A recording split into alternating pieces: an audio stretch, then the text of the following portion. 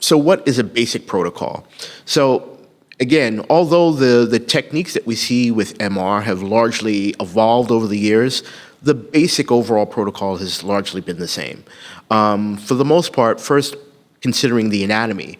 Unlike the traditional cross-sectional techniques we use where we're looking at largely orthogonal planes, just coronal, sagittal, and axials, the heart by itself sits in its own kind of axis within the heart, within the body. And so subsequently, we want to orient ourselves in respect to the heart itself. And with that, we also get long axis and short axis planes. And that's the traditional nomenclature that we assess the heart.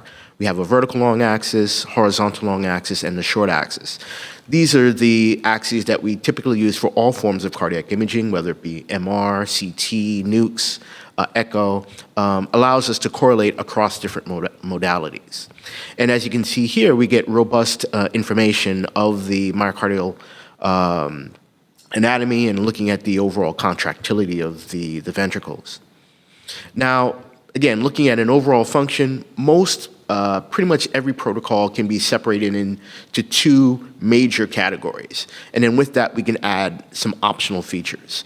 So the first part, we want to look at the overall structure and function of the heart. And we do that using, the conventional black blood or bright blood techniques.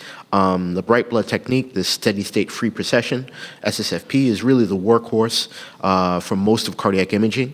We can also use dark blood techniques to also get better visualization of the anatomy. But essentially, these particular sequences, we're looking at just overall structure, overall function, and getting that information.